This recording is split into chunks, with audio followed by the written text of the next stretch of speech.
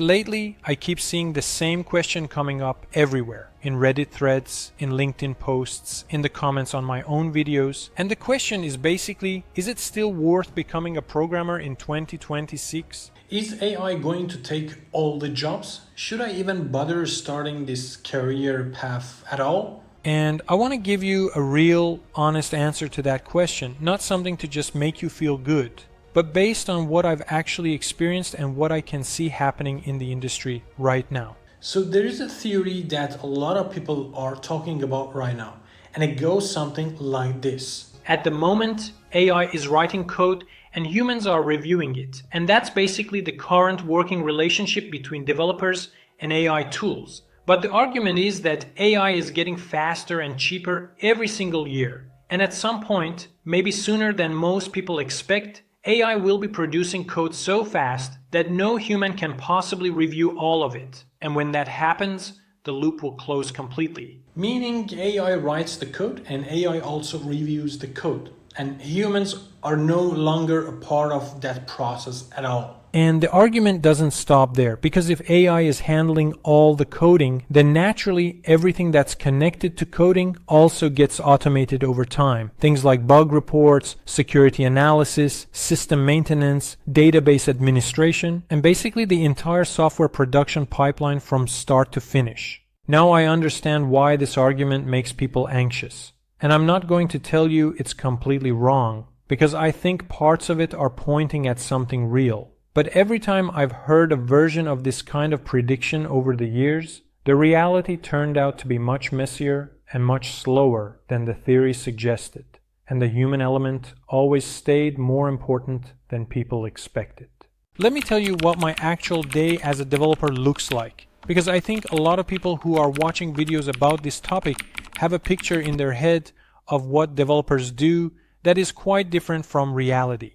Most of my time is not spent writing new creative code from scratch, and most of it is actually spent looking at a monitor trying to understand why something that was working yesterday is suddenly broken today. Or I'm sitting in sprint meetings, or I'm trying to estimate how long a task will take and getting it slightly wrong like I always do, or I'm reviewing code from other people on the team who are also just doing their best to solve problems with incomplete information. And what I've noticed with AI tools in that kind of daily work is that yes, they are genuinely helpful for certain things. They can generate repetitive code very quickly, they can help explain something confusing in a code base, and they can save me maybe 20 or 30 minutes on tasks I've done many times before. But when I'm facing a problem that is specific to our system, something that involves our particular data pipeline or our architecture or some business rule that is unique to how our company operates, I'm still the one who has to sit down and actually think through what's happening. And the AI gives me a starting point, but I have to be the one who decides whether that starting point is correct or completely wrong. And that ability to judge the output, to know when to trust it and when to question it, is honestly most of what the job is about. Here is something I think the whole conversation about AI replacing developers keeps missing. And I learned this not from reading about it, but from actually trying to build my own product. I have a SaaS project called Flowyboard, which is a tool for creating animated flowcharts and diagrams. And because I'm a senior developer, I can build things relatively quickly. But what I discovered when I started working on this is that the technical work of building the application is maybe 20 or 30% of the total effort. And the rest of it is everything else, like figuring out who the product is actually for, how to reach those people, what they really need versus what you think they need, how the system behaves when the number of users grows, and how to communicate about the product in a way that makes people actually care about it. And AI didn't help me with most of that, because that kind of work requires understanding people, understanding context, understanding business, and that's not something current AI tools are good at handling. And when I hear predictions about fully automated software companies, where AI agents handle everything end-to-end with no humans involved, I think about this, because right now in 2026, the real bottleneck in almost every software project I've seen is not that there isn't enough code being written. It's that people aren't sure exactly what they're building or for whom or what problem it's actually supposed to solve, and requirements are always messy. People change their minds constantly, priorities shift, and that kind of messy human context is very difficult for any AI system to navigate on its own. So, what does all of this mean practically? And what are the areas where I think there will still be good opportunities for developers over the next several years? The first area is what some people are already calling requirements engineering, which is basically the ability to take messy, incomplete human intentions and translate them into something precise and complete that a system can actually act on. And as AI tools get more capable, the quality of the instructions they receive becomes more and more important. So the person who can write clear, thoughtful, complete specifications is going to be very valuable in a team. The second area is systems thinking, which means understanding not just how to write a single function, but how large systems are structured, where they tend to break down, how data flows through different components, and how to design something that can scale as the load grows. And this is really the core of what data engineering is about. It's not about being an expert in one specific language or one specific framework. It's about understanding the big picture of how all the pieces connect together. The third area is judgment, meaning the ability to look at an AI-generated output, whether it's code or a design or an analysis, and decide whether it's actually correct or whether there's a problem somewhere that needs to be caught before it becomes a real issue. And this kind of judgment only comes from years of actually building and maintaining real systems, so it can't be easily replaced. And I do want to be honest and say that some roles are going to become harder, especially entry-level positions. Because I already see this in the job market right now, where companies are leaner and they expect more from fewer people.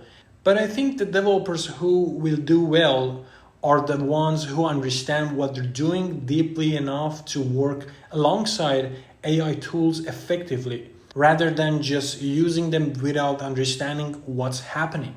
When I left my PhD position about 5 years ago, it was a very difficult moment because I had no job lined up, my residence permit was connected to my position and was about to expire, and I had moved to a completely new country for that position. So the situation felt quite serious.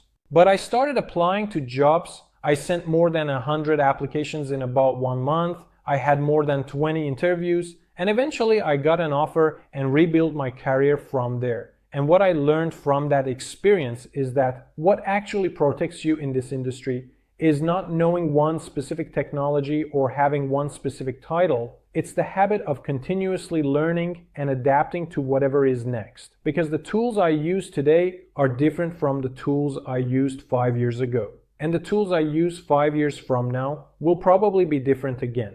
The developers I see struggling are usually the ones who got comfortable with one particular stack several years ago and didn't really keep growing after that. And the ones who seem to consistently find opportunities are the ones who stay genuinely curious, who want to understand why something works the way it does, rather than just accepting that it works, and who are willing to go through the process of learning something new when the situation requires it. So to answer the question directly, will AI change programming significantly? Yes, it already is, and I think that change will continue to accelerate over the next several years. And will some specific jobs disappear or change dramatically? Yes, that's also already happening, but will programming as a career path disappear completely? I really don't think so, at least not in any version of the near future that I find realistic. What I think will happen is that the job will keep evolving the way it has always evolved.